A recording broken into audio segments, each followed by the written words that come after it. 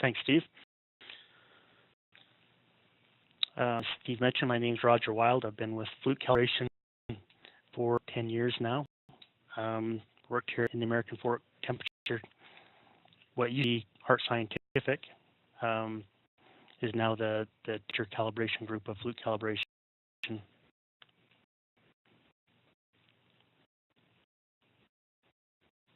The agenda for the work, we'll look at some calibration methods. We'll talk about choose the equipment that you need, proper amount of sensors within a heat source, and then about how you make your reference thermometer stays in tolerance.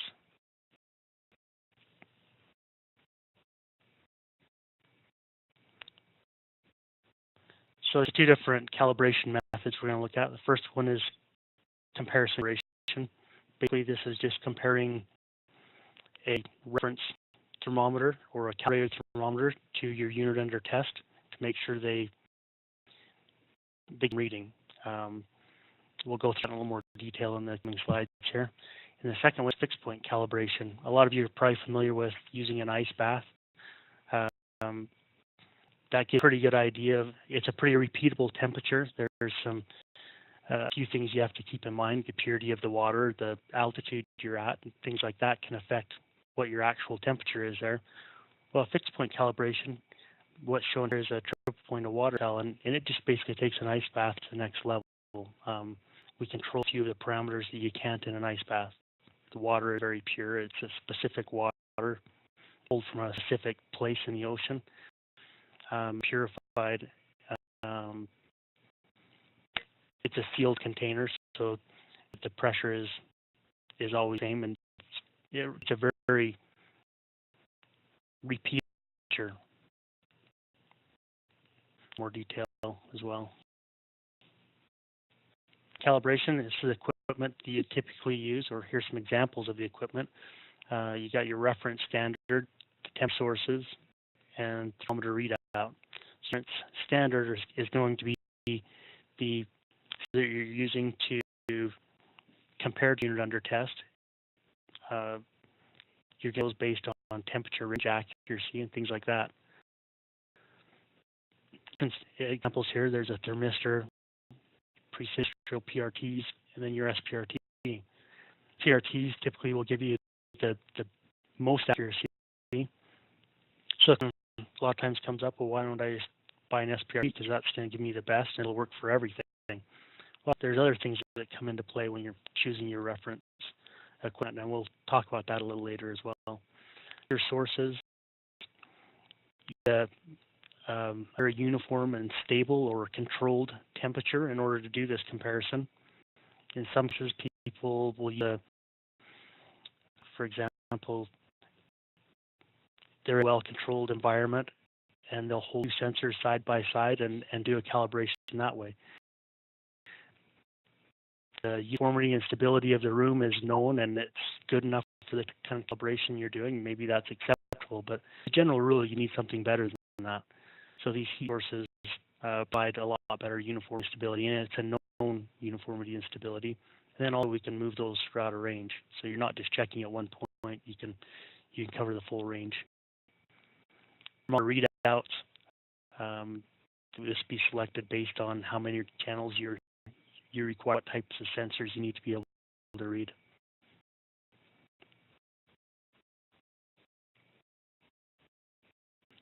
So a couple of examples here. First example, super DAC with a DAC stack multiplexer.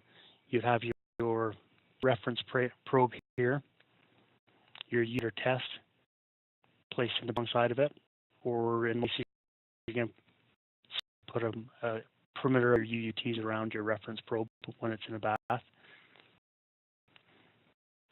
All of it be connected to the DAC stack, and then you'll do different temperatures to do the comparison. Well, we're using a dry well. You see this would be the unit under test, the reference probe you see back here. They're both connected to the front panel of the dry well. So the drill is actually acting as a readout in this case. So it's not only the temperature source, it's the reference readout and the readout for the UUT.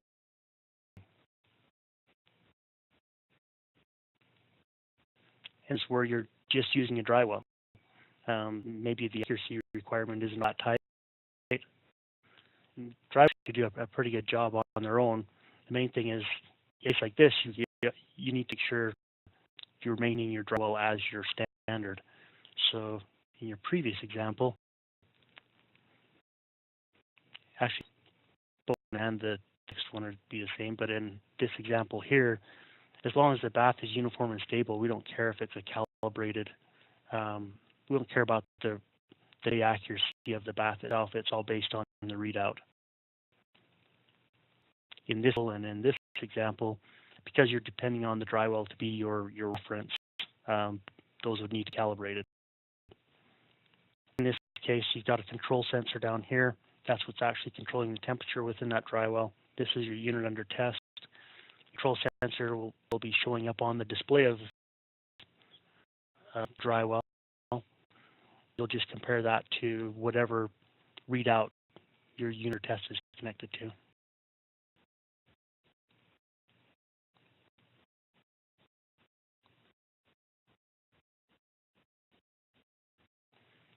Point calibration. Left here, you can see a few examples. We already talked a little bit about the triple point of water cell. The next one down is your ITS-90 fixed point cells, or our full-size fixed point cells. And on the bottom, you've got the mini fixed point cells, available in both quartz and case cell. Similar to a triple point of water cell, there's different metals. We know the melting point or freezing point of, and we'll use those. We'll run these up to the melting point or the freezing point, and they'll plateau there. As long as we can control that temperature very well and move it very slowly, while it plateau, we can take readings and give an accurate and repeatable temperature.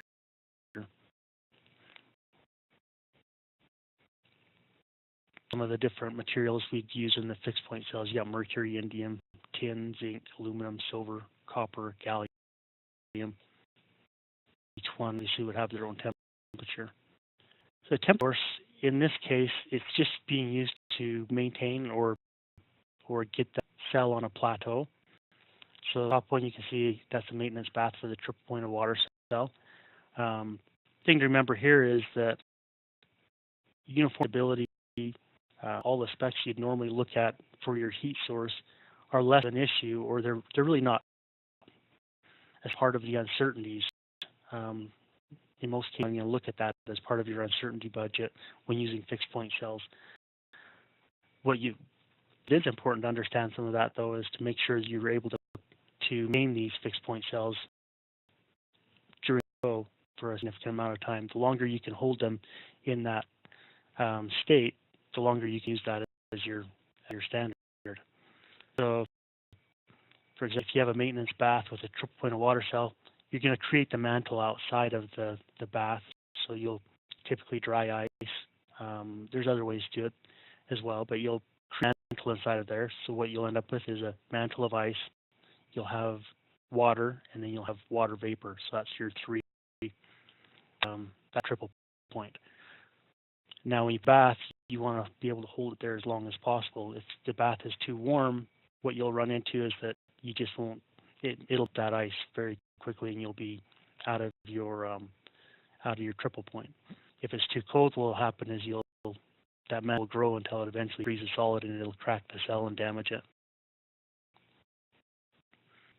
The next one down, the metrology first. That's how you'll maintain the full-size fixed point cells. Again, it's not for uncertainties typically, but it's important that you check this regularly. Make sure the gradients are correct, and if it's not correct, you'll either not be able to stay plateau very long and not be able to use it as efficient because you'll constantly be trying to run it up and down to that plateau.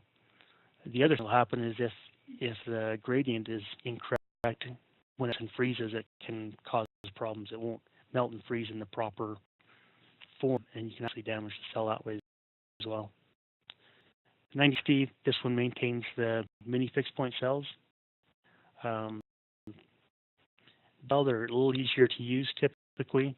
They have quite the immersion and quite the accuracy, but they do really well for some of your high-end PTs and some of the lower-end PTs. We only show the super thermometer in this case because typically you're looking at these kind of accuracies. If you can justify going to fixed point cells, you're going to need a very accurate readout to unit under testing. Going to calibrate something to a few milli-K, but you got a cheap readout that's not capable of that kind of resolution, then it defeats the purpose. So you have to look at the whole picture here.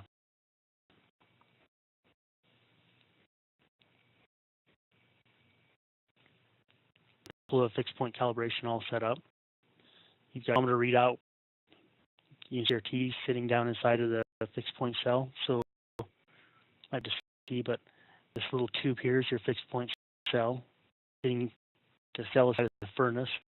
There's some above and below it to kind of get in place and insulate it as necessary. The rest of your super thermometer here.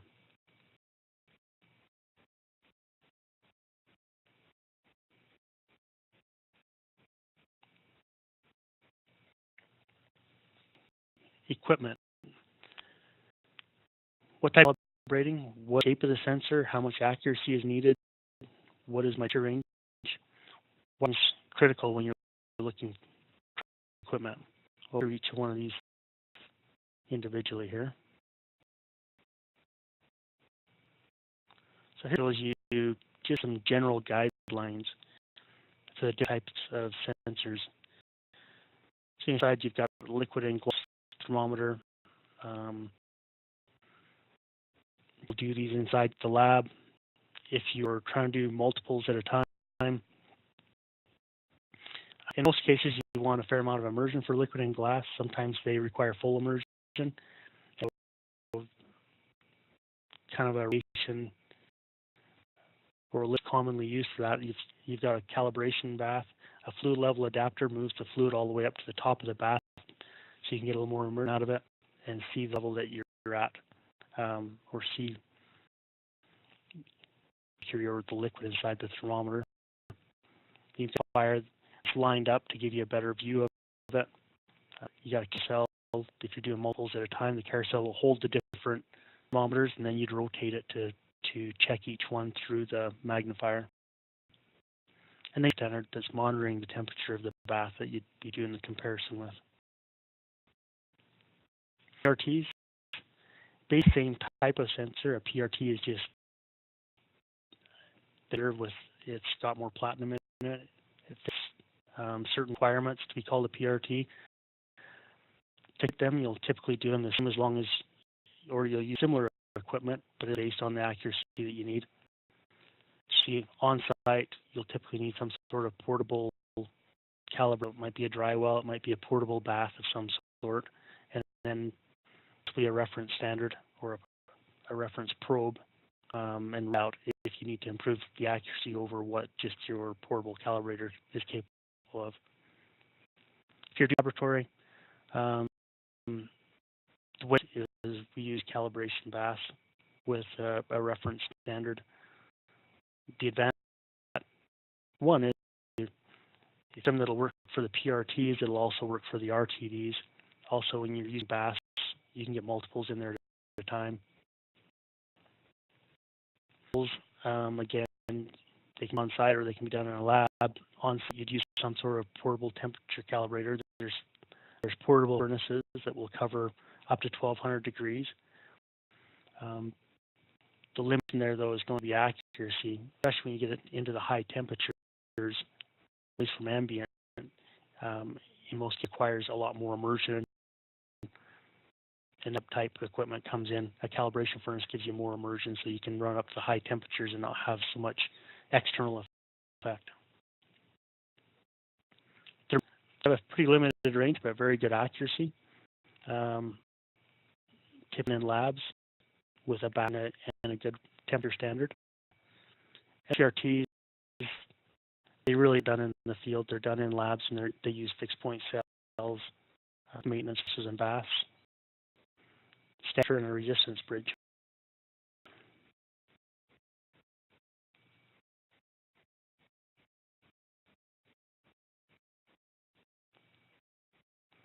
Sensors. Why is this important?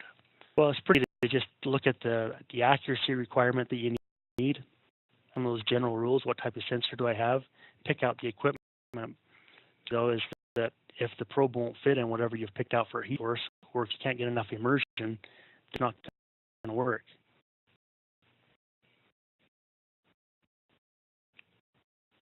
I'll look at that one for that. So you can see there's several different probes here.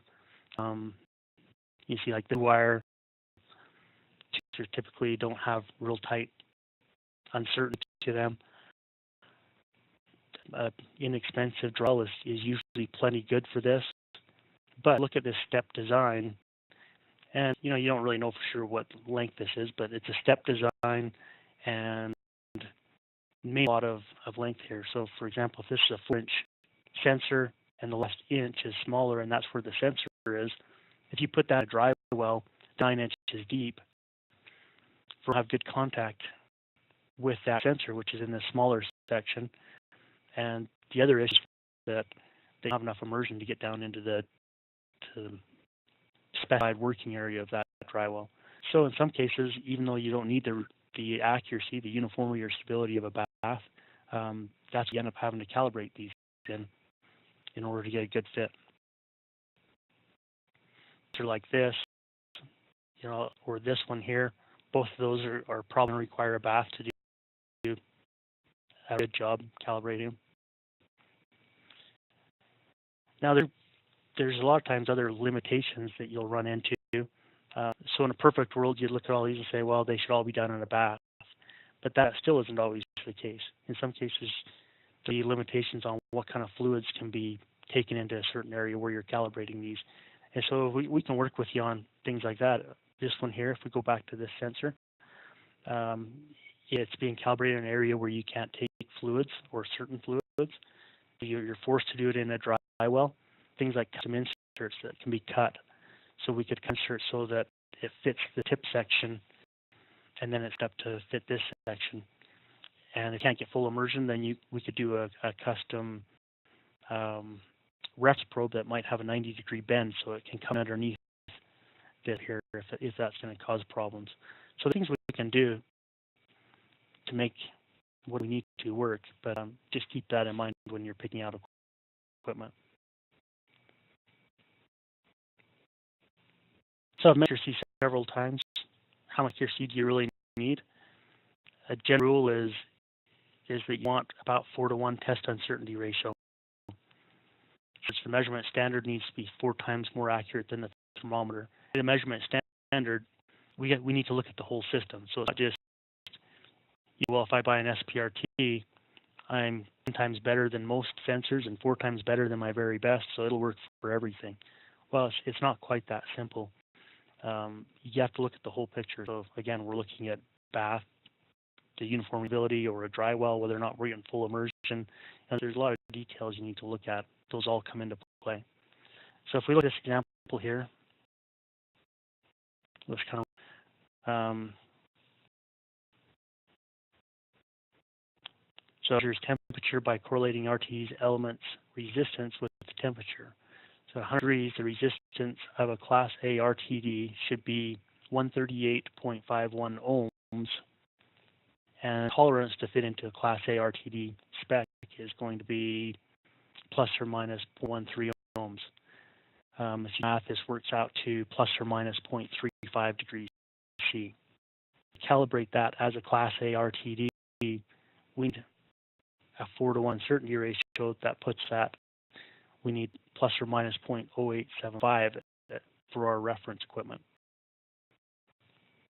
So when we look at forming a stability of our heat source, our reference probe and readout, drift specs, all of that stuff has to come into play and be better than plus or minus 0.0875.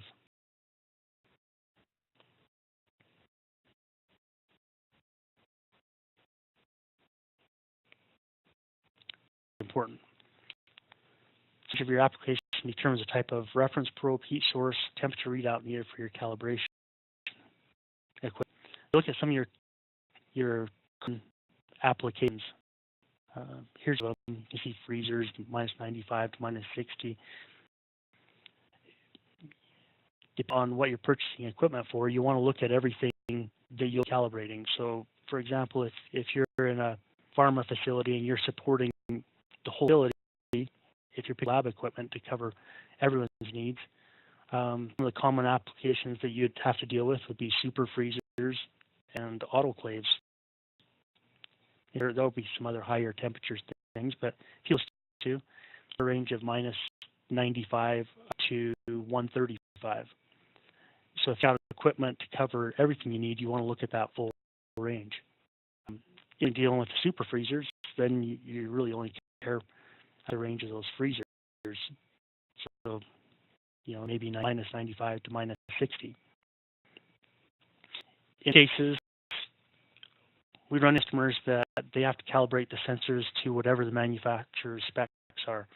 So they might only use these to monitor freezers, but purchase a sensor that goes -200 to 420.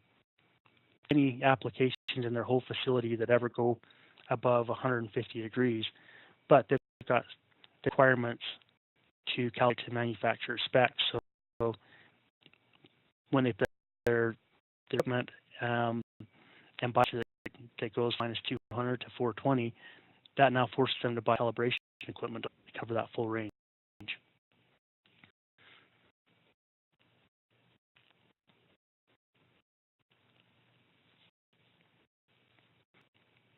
Sensors to cover the different ranges. Thermometers are probably the best bang for the buck as a general rule. They give you great accuracy. The downside to them is their reference grade thermometers have a fairly limited range. So 0 to 100 is common. A few that are 0 to 60, but you get the accuracy on them. It's excellent. In a lot of cases, they approach what a PRT can do. It's just over a limited range. Thermometers, PRTs, you see they're available in a pretty wide range. The most common ones that we carry are going to be -200 to 420, -200 to 500, -200 to 60. But we do have several that will go as high as 1,000. You still put your price, especially as you go up in accuracy, you'll pay a higher price than you would for a thermistor. But part of that is that they need to cover a wider range.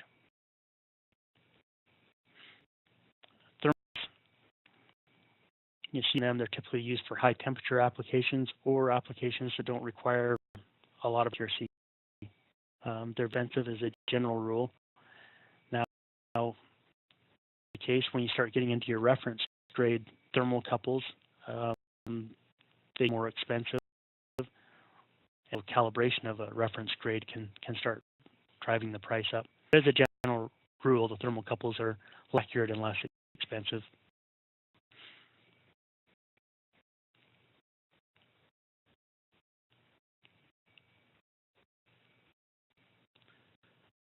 Okay, so this chart kind of just shows the different temp sources that we offer. And it's when I offer, there's other companies out there that offer temperature equipment as well. And in real, the bath and dry wells will fit into similar accuracy ranges. So as you look at equipment, this is a good idea you can do with the different heat sources. It goes through the different accuracies of the different equipment, whether or not you're going to calibrate on site. So if you look at, for example, fixed point cells, that protect for on site, you're not typically going to take those at field. They're not designed for that. So I'll look through that, and then we'll move on next slide here.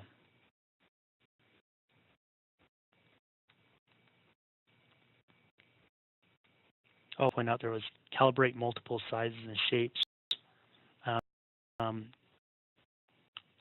There's one there. Well, that's the main one. That in most cases that just applies to the baths. Like I mentioned before, there's cases where we can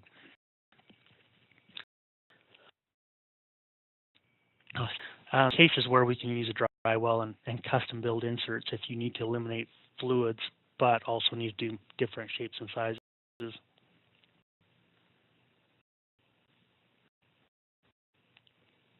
This is good for just showing all the different models of industrial temperature calibrators and the types of ranges they can cover. And you saw this table from the website.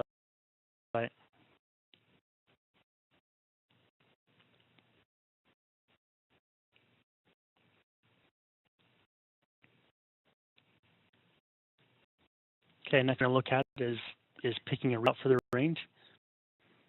So part of the readout is going to be make sure that it works for the type of sensors you're trying to calibrate.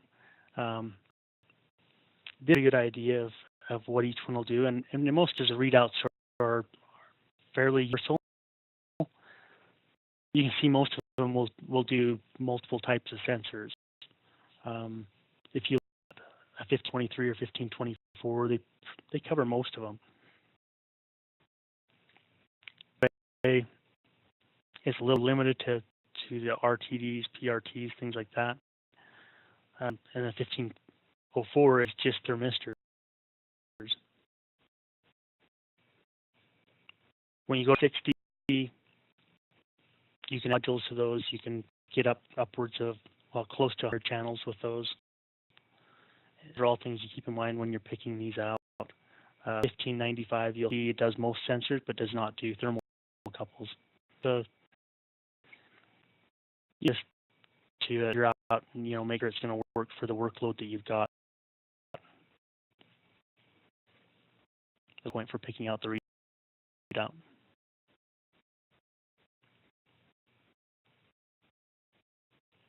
Yes, something to keep in mind on this one. I think it shows, yeah, record data right here. So have internal memory in them, and you can actually set them up to log the data. So if you're in an automated calibration, a computer tied to it, you just want to record the data as it runs through different temperatures.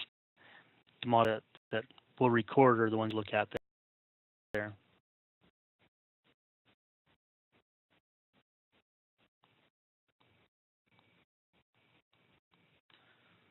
Placement of sensors within your bath. The picture does a pretty good job of showing, at least from the top, how you'd want to lay your sensors out in a bath. What years you've got these 4 tri-clamp sensors or sanitary sensors, but they've got kind of larger flange on them. So the proper placement of this type of sensor, or sensor within a bath for that matter, and what you'll want is you want your reference probe in the center with your unit under test wrapped around it or surrounding it. That's not always possible, and the nice thing about a bath is that if you look at the specs on a bath, the uniformity and stability specs are over the entire working area. So anywhere in that tank, the temperature is within those specs. An advantage of setting up like this, if you're able to set them up and not use the entire working area, you can actually improve on those specs by doing a little bit of testing and seeing what the uniformity and stability is within the required working area. We covered the first one, immersion must be a stem losses do not occur. As a general rule, well, it is on sensors, but generally it's somewhere between 20 times the diameter of the sensor or plus the length of the sensor. So in other words, get a regular PRT quarter diameter. If it's an industrial probe, maybe it's 10 times the diameter is going to be acceptable for you. So if you take 10 times the diameter of a 1/4 inch probe, you've got 2.5 inches of immersion required. The length of the sensor. I always know the length of the sensor, but most of them are somewhere between 3/4 of an inch and an inch. Some are a little shorter, some are a little longer. But an inch to that, we need about 1/2 inch. And that was more of an industrial type sensor. As you get up into like your SPRTs, then the general rule becomes more like 20 times the diameter plus the length of the sensor. And in some cases, those will have a longer sensor as well. If you look at clamps, on how they're used, in a lot of cases, I won't say most, but in a lot of cases, you can't get 10 or 20 times the diameter of the sheath plus the sensor length. They'll have a short sheath underneath there. You've also got a lot of mass right here. So is the typical to calibrate these is kind of the way they're used in the application, in which this is clamped into that fitting is made out of metal, and it's in contact with the tube or pipe that it's connected to. And so it is that they want to basically sit this right on the fluid level. So the bottom of this is actually making contact with the temperature.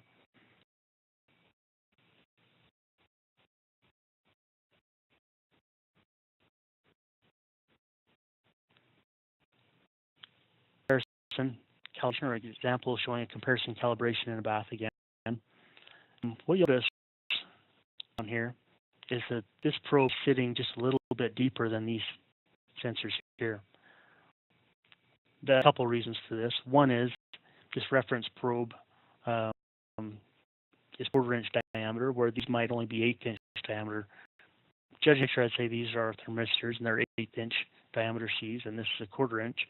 So this one would require a little more immersion, base 20 times the diameter length. The other thing that you might hear here is that the thermistors typically have a smaller sensor in them. If you're trying to align the sensors for the very best accuracy, that would require just a little less immersion. You'd center that in the middle of the sensor that would be in here.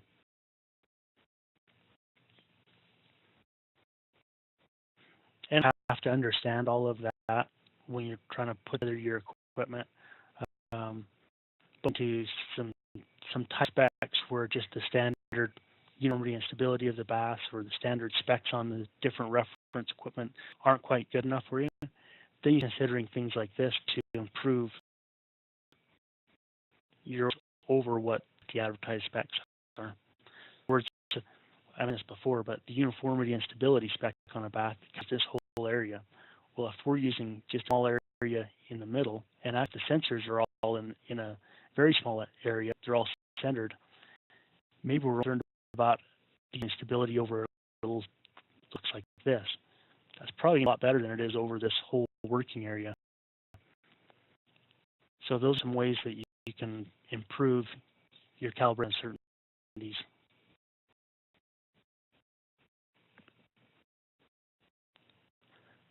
So when you're using a dry well, these are some of the things to consider. The cement should be on the same horizontal plane and fully inserted into the dry well. So you can see your line of the sensors. Because a little different probe, the sensor length is a little different. And when it's fully immersed or fully inserted in a dry well, it's like 60 millimeters at the bottom of this where your specified working area is. So you're within that and your sensors are aligned, that's going to give you your best accuracy. If this was the way to the bottom, you're probably still going to do just fine. But I know the sensor length, and then that's the way to do it, is line them up. This is important with thermocouples. Some thermocouples, especially like if you're just doing thermocouple wires, the bead is very sensitive. So if you put that all the way to the bottom, if you bead, let's see here, if you got a thermocouple wire and the bead is touching the bottom, you're measuring just the very bottom of this. And if you're not making good contact on the sides, that can introduce some significant error to the equation. For thermocouples especially, it'll add up.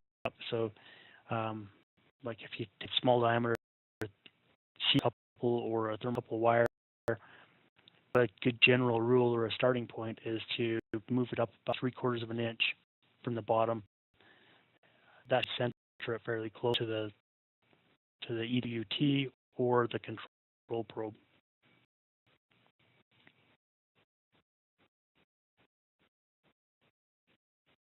Let's see, consider here is your probe have a good snug fit. not so tight that when it heats up it's going to be stuck, but take an 1/8" probe and put it in a 1/4" hole. You just don't have good contact, and it will introduce some significant error.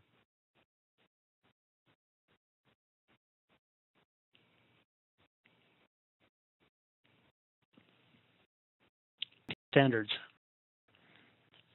This is more important with temperature than it is with a lot of the different disciplines, but a calibration report doesn't mean a probe is in tolerance. It means it was in tolerance when it was tested, but a lot of variables that can come into play. One, thermometers can drift over time. The sensor can either be damaged or seal can be broken, things like that. And even though it tested okay at one point, a leak will cause that thing to drift in between calibration cycles, and you'll run into problems. We can't control how the UPS man or man handles the package, and because impacts can affect the accuracy of, or can cause a shift. You know, that you need to keep an eye on. So it could be fully in tolerance when it left our facility when we calibrate it, or whoever your cal lab is. It gets bumped a little bit. By the time it gets to you, it's not reading correctly. So it's a way to monitor that. Corrected by calibration at regular intervals. And then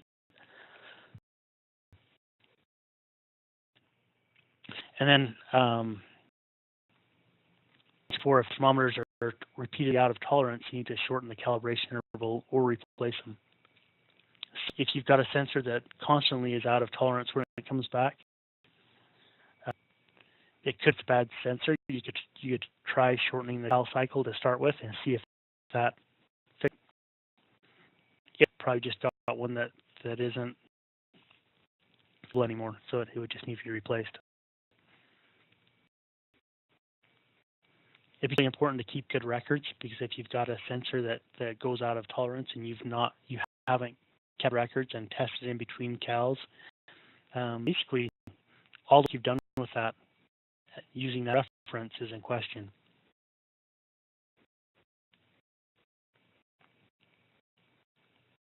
So point there, monitor certified thermometers between calibrations using an ice bath or triple point of water cell and a control. Here's an example of a control chart.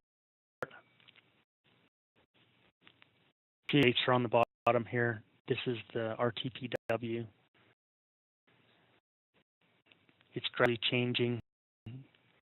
This one takes a little bit of a spike there. You know, there might be, you see, I mean, it looks pretty big, but if you look at the numbers over on the side, that's a pretty small change, and that could be a number of things. I mean, it could be that the triple point wasn't fully realized when the measurement was taken. You know, a few explanations for that. It kind of gradually trends this direction. When here, all of a sudden you see this big drop.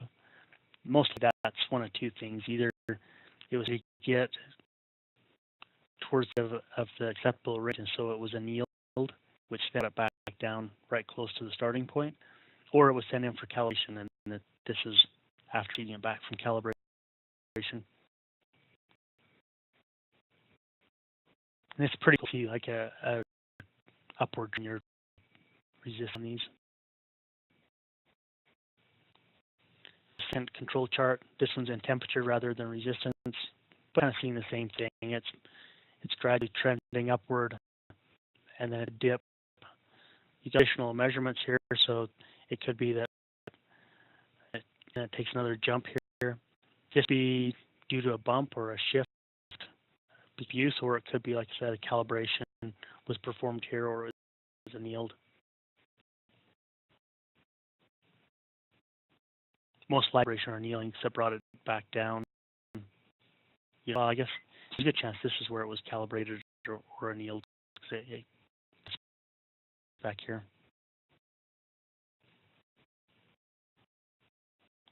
So, and I've mentioned triple point of water cells along the way. And a lot of cases, people feel like they're overkill. They want to use ice, or they just don't monitor at all. If you start looking at what you have to lose by having a probe go out of tolerance, it can be pretty significant. And dealing with fairly accurate reference probes, you'd have something that you can count on to give you a good triple point measurement. Something like this. If you go to the full size cells, you have the size, the expense of a full size bath. It takes some time to realize them or create a mantle in there, and then you have to let them settle for a while. A mini cell like this makes it very quick and easy, and it's really an underutilized piece of equipment. This here, what you'll do is you'll take your cell, which is a piece right here, you'll set inside of this. You hold buttons down, it says freeze, give it some time, it beeps at you, you pull the cell, give it a little bit of a shake, it turns to a slurry, let it settle for an hour, 40 minutes, something like that, and then you start checking pull point. And it's really nice to have something you can count on. This doesn't have to be our calibration. As long as it's got a vacuum inside of that, inside of the cell, you can test, give it a little bit of shake, and it'll actually rattle because there's no air in there to dampen the water from hitting the sides.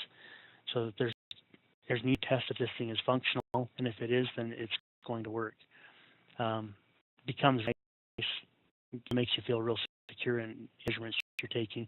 Also, you can check a probe before you ship it off for calibration, assuming everything looks good. If that probe gets damaged before it gets back to where it's counted, use all of the calibration information over the past, between calibrations. You're not risk for all those measurements. The thing, if you rate it, ship it back to you, you can in this make sure it still matches to what factory, and before you put it into use, you'll be comfortable that it's within spec still.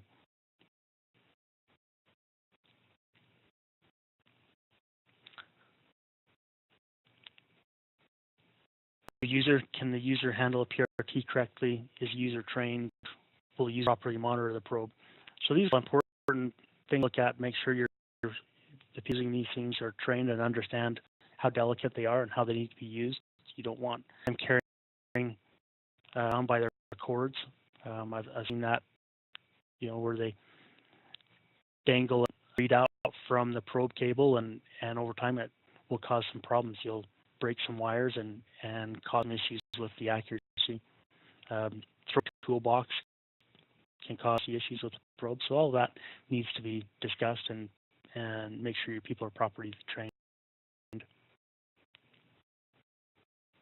Example of what it looks like. This is what PRT sensor looks like. So you can see it's a very fine wire, and then wrapped around this support tube. Well, part of the reason PRT is that they're a low stress, low strain type of sensor. So how they actually sit inside the sheath is just there's nothing else in there to support them and keep them from moving.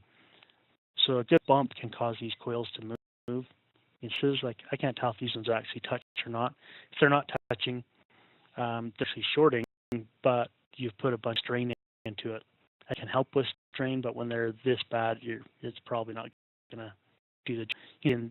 In a case like this, the coils are actually touching, so you've reduced the resistance within that.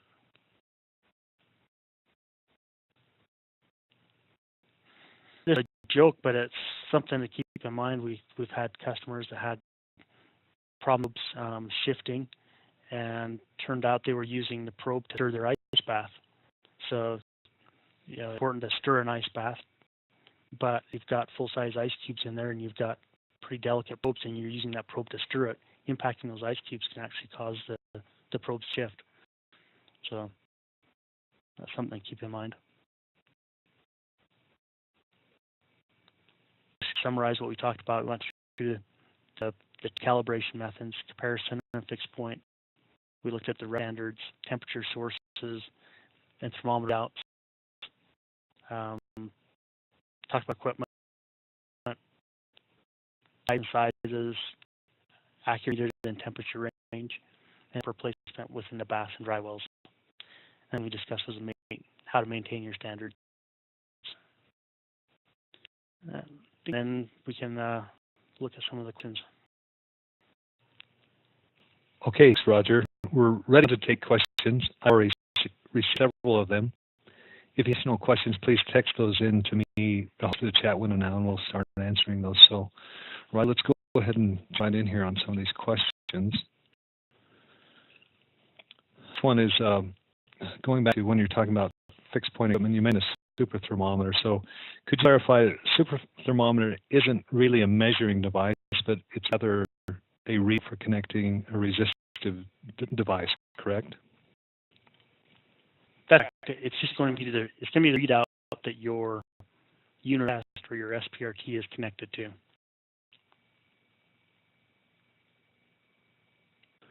Okay. Next question is, could you talk about the difference between an SPRT and a PRT?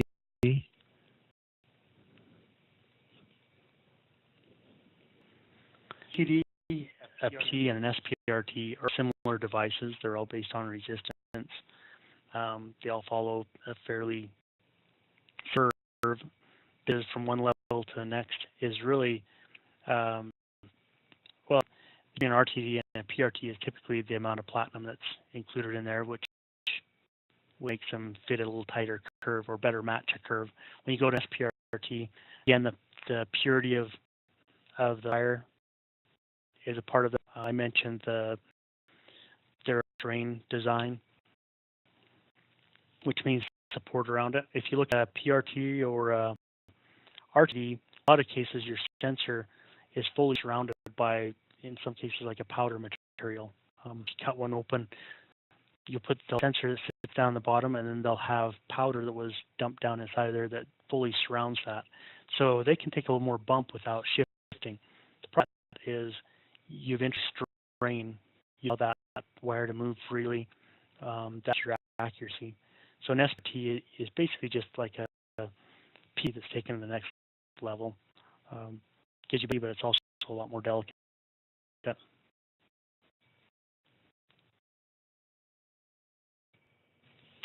Okay, the question is, accuracies for different types of sensors. Could you comment about repeatability for the types of sensors?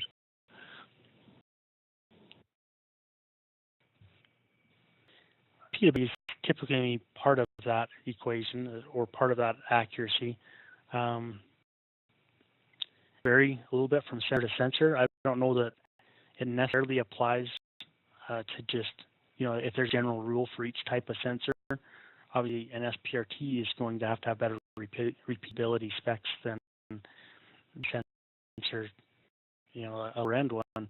However, if you look at thermocouples, the accuracy spec isn't real tight on them. In a lot of cases, those will have great repeatability. So it's pretty hard to generalize that. It is the accuracy spec, but how big of a contributor it is can vary from one not just sensor, but from one sensor to another. And in some cases, that's the difference between a bad sensor or a good sensor and an acceptable sensor. We've got probes that come back for calibration, even ones in our lab. Every year we calibrate them, or every so many months we calibrate them. It's the same model number, they're the same type of sensor, everything, they're used in the same application, but one just does better than another. And part of the reason for that might be their repeatability. The other is just how they drift. I don't know that, but if you have more questions regarding that, just type it in and we'll try to get to that. All right. The next thing is, let's say you're doing a comparison calibration of a PRT with a dry well. Does the probe have to fit snugly in the cavity? Any extra space for the probe is inserted to affect the measurement? Question might have been answered before I got to that point in the slides, but yeah, that is important. You need to have a good fit there, and not having good contact definitely affects it. Part of that, I did mention that in a couple of places, but one of them was, for example, like the thermocouple wire. If you don't have contact on the sides and you've got all the way touching the bottom, the control probe and all that are kind of based around the perimeter of the block. The very bottom of that might have a little bit different temperature, and and if you have a couple wire that the bead only contacts the bottom and not the sides, it'll definitely affect your measurement. Just the difference between if you put a probe in a 3/16 hole, that's enough that you can see some issues there.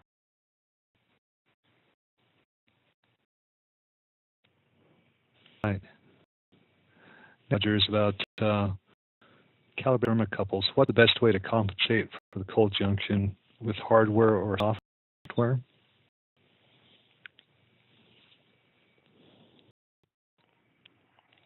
The best is going to be with hardware.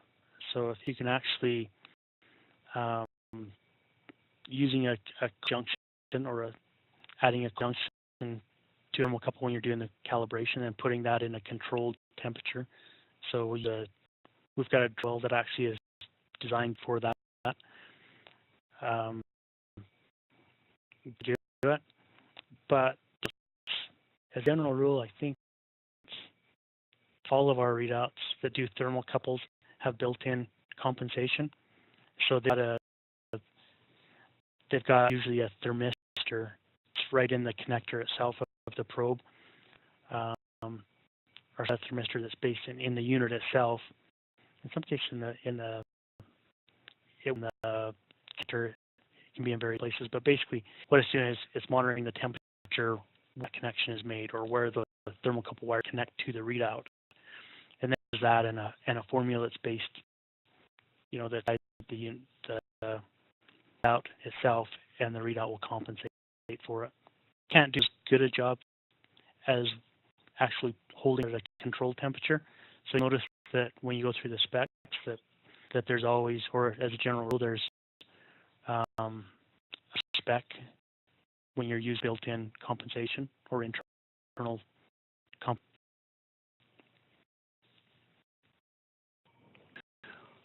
Question is, when a calculation for a sensor is expressed as a percentage of reading, is it more correct to base that calculation on Kelvin, or can Celsius be used?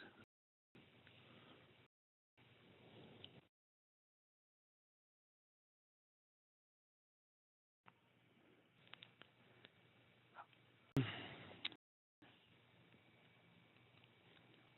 kind of a question. I guess it depends. It would depend on what spec.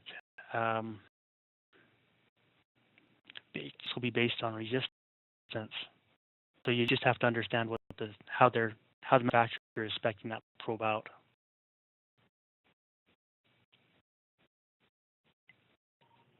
Okay, let's move on to the question. Where can you purchase tri-clamps? I'm not sure if she's referring to sensors or the portable calibration bath that we talked about. Sensors, I know that if you just Google tri-clamp sanitary sensors, you'll see several sources of those. There are many suppliers of the sensors themselves.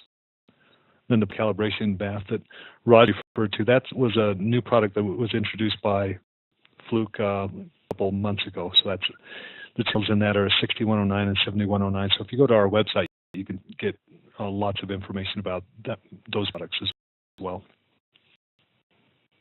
All right, let's go to the next question then, Roger. Is bath suitable for liquid and glass calibration? Most experts will tell you no. We'll generally recommend against it, but as long as you understand how you're using it and understand what the potential problems can be, I mean, I would know you shouldn't use it, but there's plenty of people out there that use them. It really comes down to the requirements of your application and where you're working. I can tell you that I know they're used, that there's a food testing plant that uses liquid and glass. Can't have any liquids on the floor, and so they have to do it in a dry well. They have gone through and done their own testing to make sure they get reasonable results. Some of the issues you run into, though, is you'll find is the liquid and glass thermometers, the very tip of them, where the fluid sits, or the extra, kind of the reservoir at the bottom there, is in a lot of cases a different size. In some cases it's a larger bulb, in some cases it tapers down there, but you just don't get good contact there. So that's one of the issues. The other can be putting a glass tube inside of a metal tight. It doesn't take much to take that off. So you have both accuracy and durability issues to consider there. But if that's how you have to do it, then you kind of have to work with what the requirements are. Right.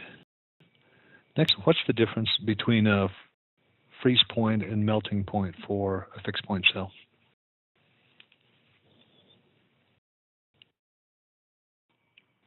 The itself might not be any. Well, itself might not be any different.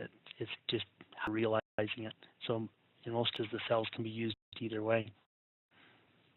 Either way, you're putting it through a plateau, and they're going to be very similar in temperatures. When you do a melt point, you start off with something solid. It starts to melt, it should plateau and hold a stable temperature or a plateau until all of the material is melted.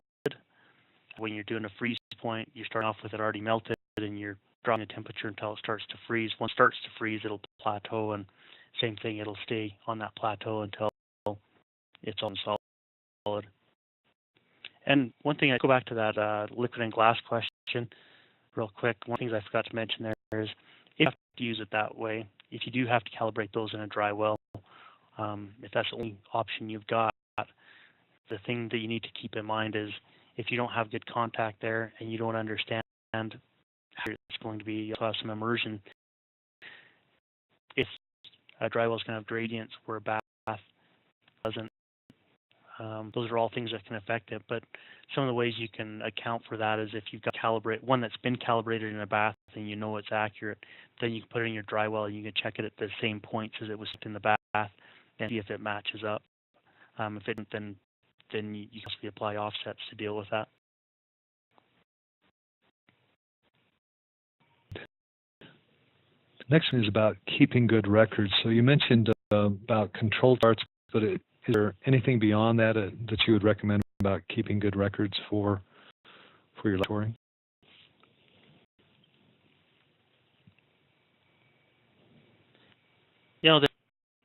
There's different records that you can keep and that are a good idea to keep, and you've got software, or Fluke Calibration does offer software for maintaining calibrations. But it's good to keep all of the calibrations of the different equipment you've got. Anything that you've got it's a good idea to keep. With your calibrations especially, well, it's getting old, I should replace it, but when you get your end standards, the longer you've had them and the more history you've got, the more comfortable you are with them. If you've got 10 years of history on an SPRT, the last thing you want to do is replace it because you know it's stable and you know it's been working for all this time. You've got a lot of history, you know what to expect out of it. So it's really, the more documentation you have, the better. But control chart is kind of the very minimum you want to have that in your calibration history.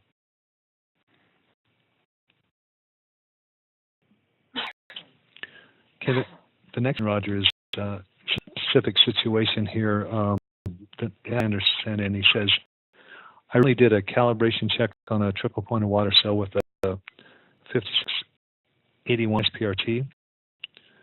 I moved it from the triple point cell into the ambient temperature. I could hear a slight crack sound coming from the SPRT. I couldn't find any information on this.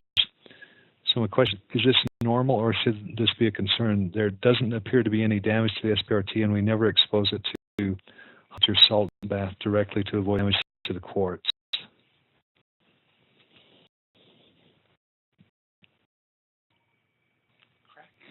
Crackling coming from a PRT when you're just pulling it out of something at zero, out of an ice point, that's a little unusual. I don't know that I've ever seen that, or I can explain it. I'm not sure what you were running into there.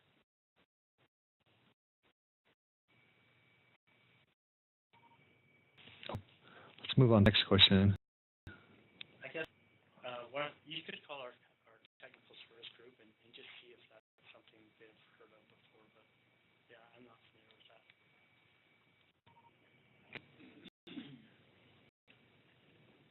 Next question is it correct to calibrate a digital thermometer coupled to the thermocouple, or should I calibrate them separately?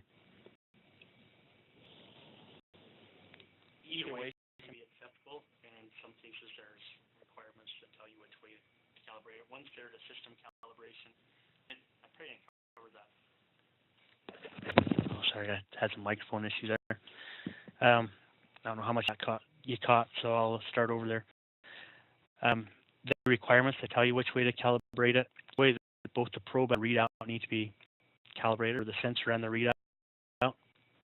Or disconnecting it and calibrating the probe by itself and the readout by itself, or leaving them doing a system calibration. Can just fine and similar accuracies. So two things to consider there. One is we typically prefer that people calibrate separately, and one of the reasons for that is if a sensor fails, which is more common than a readout, you can just get a new calibrated sensor into it and up and running again. Whereas if you do a system calibration, you've looked at it as a system, so if that probe, you need to connect the new probe to it and do another system calibration. So there's offs, but I guess the advantage to a system cal is that you've only got one thing to keep track of in it, and your calibration cert includes the uncertainties for the whole system, so you don't have to, for example, square the probe and readout uncertainties to get an overall uncertainty.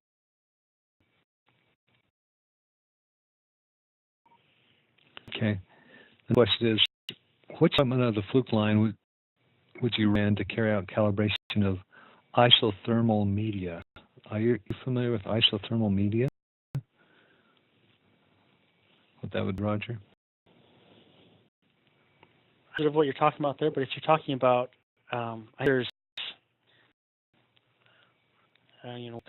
basically there are sensors that, or some materials that, for example, will change color based on temperature. And for that application, it really depends on how that equipment is being used. For example, if you've got this color based on temperature, and it's designed to put on a package so that you can see if it below a certain point, you probably typically calibrate that because it's in air. You'd probably calibrate that as a general rule in some sort of a temperature chamber. And when there's not a lot of accuracy tied to that, but in some cases there's tighter uncertainties required, and maybe it would be done in a bath, but you just understand whether or not that material can handle the types of fluids that you'd be immersing it in. You have to do it in a dry well, so I think you'd either be a bath or a temperature chamber so that you can actually view it. Okay, the question is, if you're the accuracy that you need to calibrate a sensor, do you combine the accuracies of all the system components, the SPRT, the read, the temperature source, or do you just use the PRT's accuracy to determine the 4-to-1 ratio? Use the whole system, or really look at any uncertainties of the system that affect the overall measurement. So I got on the bath calibration.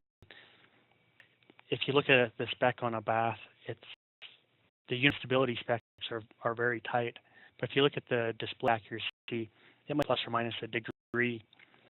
As a general, people don't ship their baths back for a calibration, so they don't care about the display accuracy. They only care that the unit stability is solid, so they can do their comparison within it. So really the probe that you're using is the reference, and the uniformity and stability of the bath. In other cases, like I did the example where the dry well reference probe that was connected to the front panel of the dry well. It's like that, the dry well would have to be would have to be calibrated because you're using that readout that's built into it as part of your part standard. It varies a little bit on the system, but yeah, you need to look at the whole system, everything that can influence that measurement.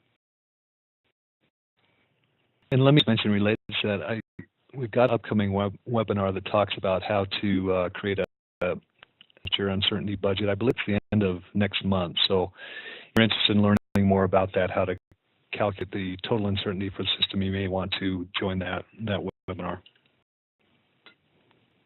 Okay, let's go to the next question. Are you calibrating the sensor itself or the sensor plus the meter? I think that's actually addressed in whether or not you're going to do a system calibration or globe calibration. Either way, they both need to be calibrated, but whether you do them together or separately is kind of up to you and what your requirements are. Okay. Another question let me run it past you. We may need more information, but it says we recently received a new lobe thermistor from you. We in and out of our thermometer through a small hole. Any recommendations on what we can put on it? A wire connects to the probe to reinforce it. We probed last longer than our last one did, which went out of calibration due to wear and tear where the wire connects to the probe.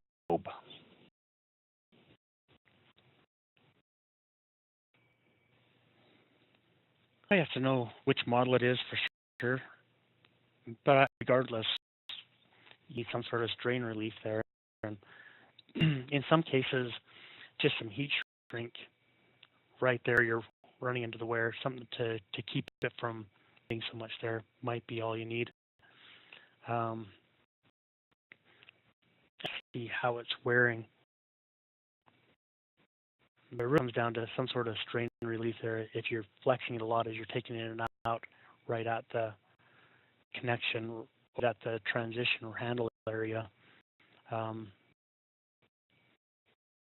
they're specifically made for that. So it'd be a matter of understanding what's causing the problem and then rigging something up, like either heat shrink or some sort of spring that's glued or put in place there. That actually might be a good one to, if you send a picture into our technical service group, they might be able to help you with something. Next is the 91.7x metrology wells. Have you come across the centerpiece where you put a couples stuck, and how can it be removed? The insert is actually getting stuck within the block or into the unit. Maintenance on those, on any dry wells, make sure you're taking that insert, removing that regularly and cleaning it off. On the hot and the cold. The cold ones, what'll happen is you get condensation in there. Condensation eventually can cause corrosion and cause them to stick. On hot ones, same thing. You can do some corrosion on the outside of those, and they'll stick themselves in. So preventative maintenance is the best way to deal with it. But once it's stuck, it's a little too late for that. So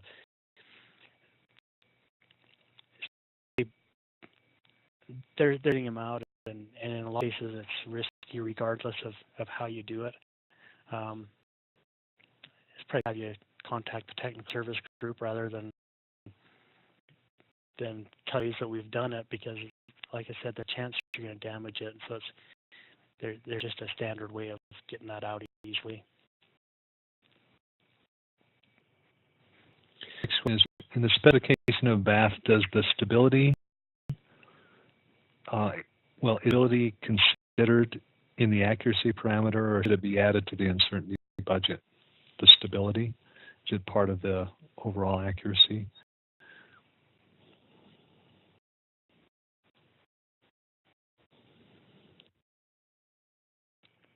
Using the display accuracy of a bath it's included in that. But as before, the display accuracy is usually, especially larger baths that don't typically get recalibrated, that might be a ±1 degree, where the stability might be, okay in some cases. So yeah, it's included in that display accuracy. But if you're using a reference probe, you're not going to use the display accuracy of the baths. You're going to use just the uniformity and stability. Okay. Next one is about wanting information on ITS 90 and how to use the coefficients with ITS 90.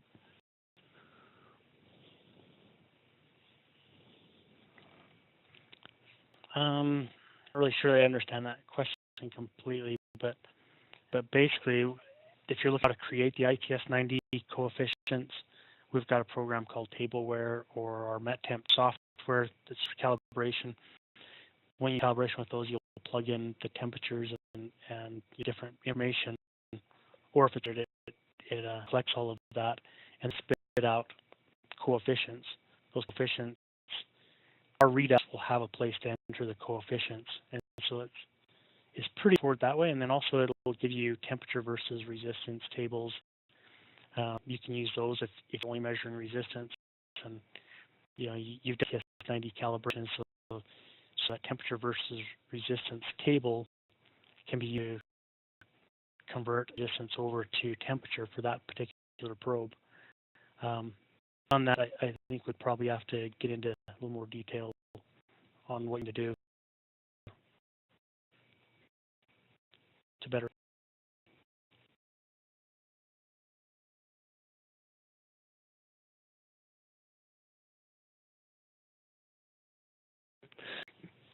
Could you explain what you meant by annealing? So you put strain into a probe, and in some cases even just a little bit of oxidation. You can take a probe up above mostly the strain that you're dealing with, though, but you can take a probe up above the temperature that it's typically used, just slightly above that, and well, it's called, but you're basically refrain from it. It's almost like reheat treating it, or tempering something. If you take a wire it was calibrated with no on it, it took a bump and now there's some strain in it, and so your resistance shifted just a little bit. If you take up above, and if that probe, for example, is typically used at 650 degrees, you take that to 660 as long as the probe can handle it, and hold for a certain length of time, and it basically takes the strain out of it. It basically wired to get soft enough that as it cools back down, now you don't have strain in it at that. It's taking shape without being strained.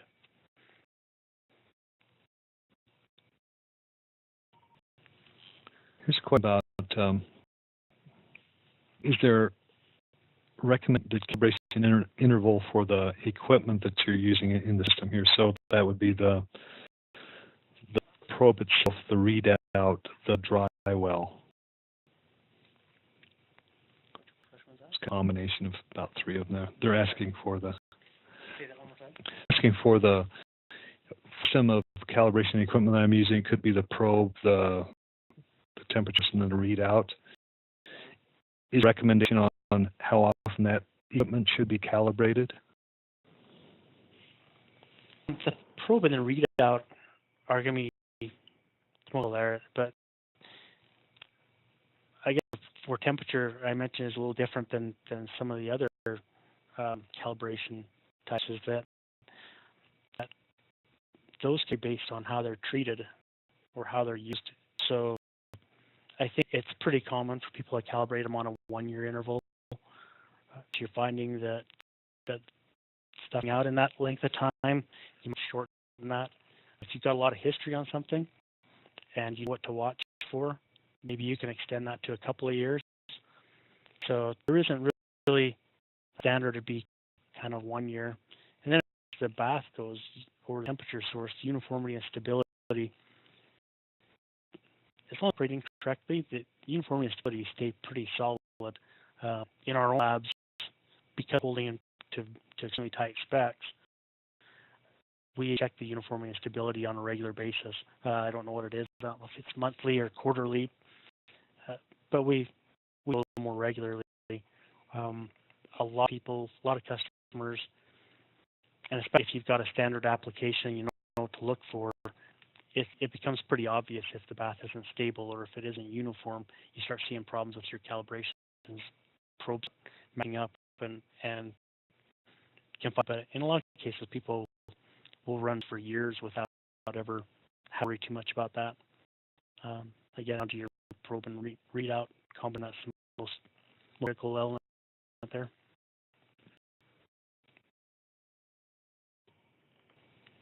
Okay, here was a related question on the, if you do dry well, what calibrate your dry well? Is that something they can do, or would they need to send that in, or? Well, it's kind of part of the previous question is if you have a probe and readout they're using as a standard, and it's not necessary accuracy, you can actually use that to calibrate a dry well or a bath. In a dry well, for it in the manual. In some cases, it depends on the dry well a little bit too, but it might be as simple as fully immersing that probe or putting it right to the bottom and running it through its temperature range and making sure that it matches, you know, what it's put there. Basically, if you think of it as a comparison, what you're doing is you're comparing your reference probe and readout to the control probe and its readout, and adjusting it for that. Now, there are other parameters you need to look at, like stability and uniformity, so you might have to move it from well to well to check that spec. And you'll actually move the probe up and down to check gradient.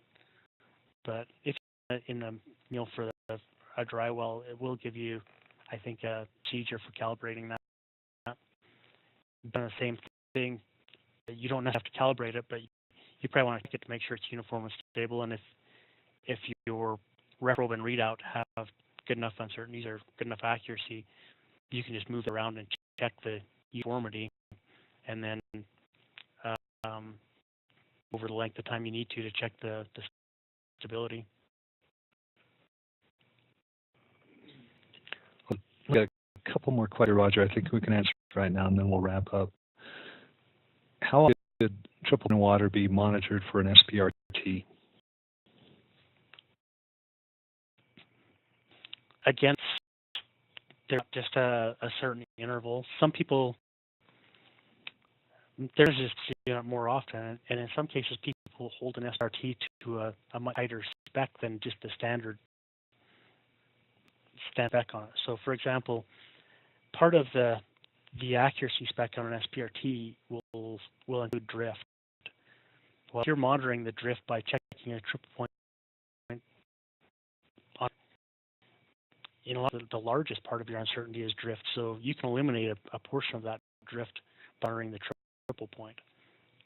In some cases, people will check it before and after every calibration they do.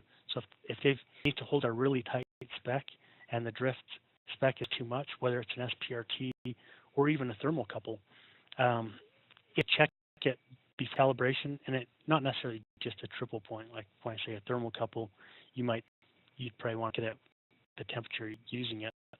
With SE, typically checking the triple point is all you have to do. But so what you have to lose by that thing drifting out, and how tight a tolerance you've got on it, and how much history you've got.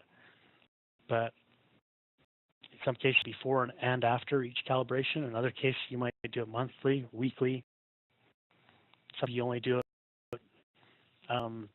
when you receive it back from calibration, once before you ship it off for calibration, and one